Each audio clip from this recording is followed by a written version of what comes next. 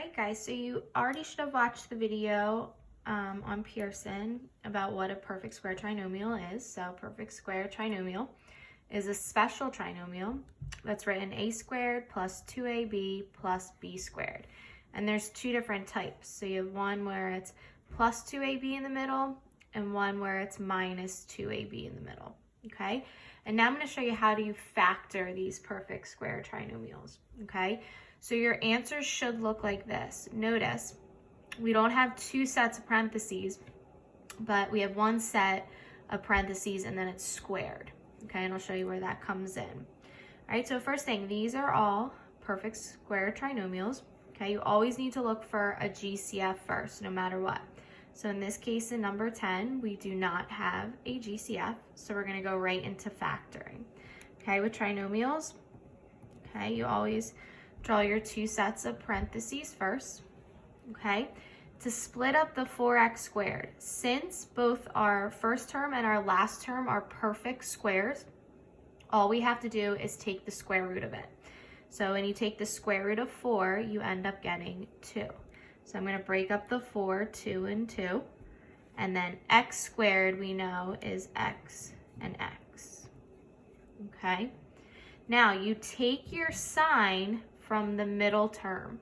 So notice our middle term is a plus sign, so that means that both sets of parentheses are going to have plus signs, okay? And then you're going to take the square root of 25, or figure out, okay, what times itself gives us 25, and in this case, it's 5. So you're going to break up 25, 5, and 5. Then notice we have this same binomial written twice, okay? So to simplify that even further, you're just going to write it once and then put a squared sign, okay?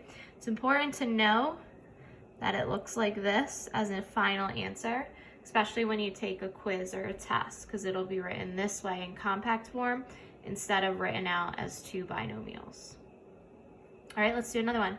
So number 11, we have 144x squared minus 120x plus 25.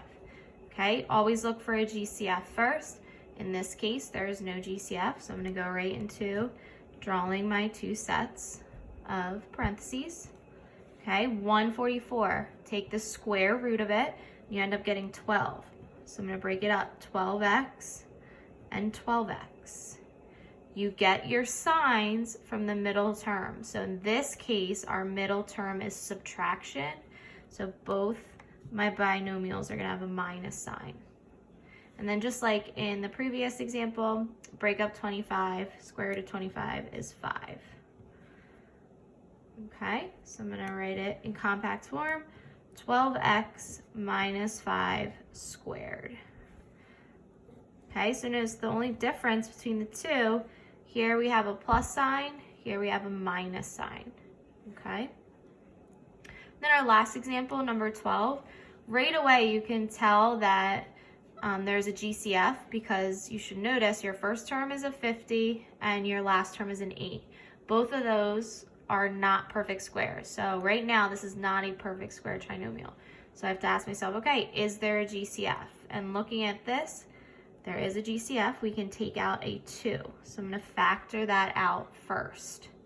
Okay, so 50 divided by 2, 25x squared minus 20x plus 4.